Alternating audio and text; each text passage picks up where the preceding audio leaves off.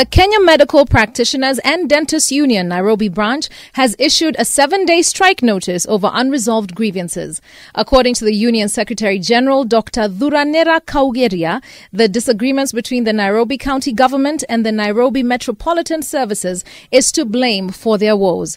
The doctors claim they have been receiving poor personal protective equipment. The strike is expected to commence on the 21st of this month.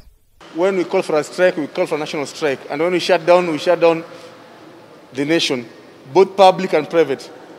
Right now I'm dealing with headaches from Kenyatta University, which has refused to even pay doctors their allowances. Money that was sent by the exchequer to the university to pay the doctors their allowances.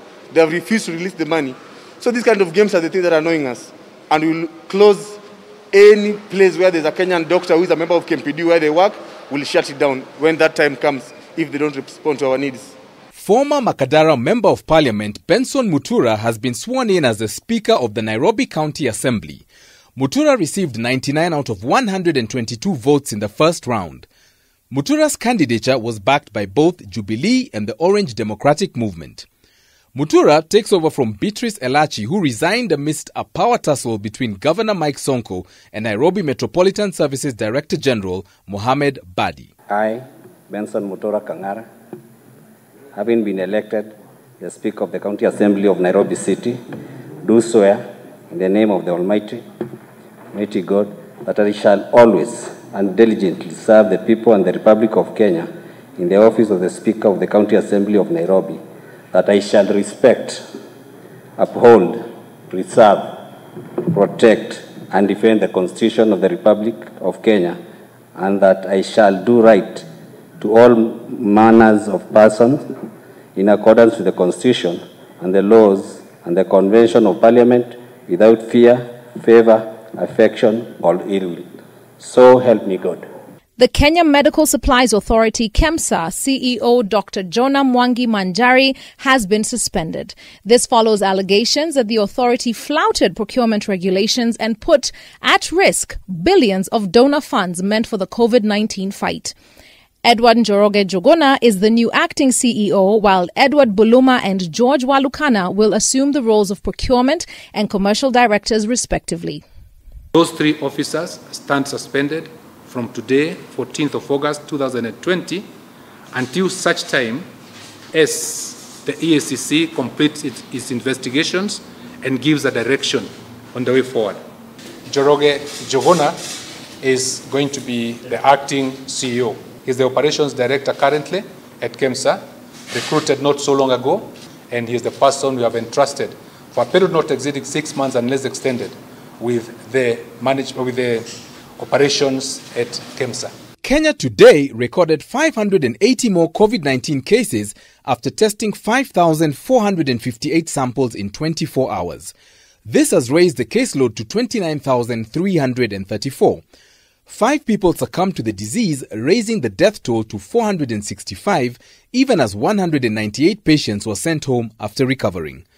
This brings the number of recoveries to 15,298. In this regard, the Ministry of Health, together with other health sector stakeholders, and in line with the IHR guiding framework for communication, has continued to disseminate health information through various media, including print, electronic, in order to give you guidelines on how to reduce the transmission of COVID-19.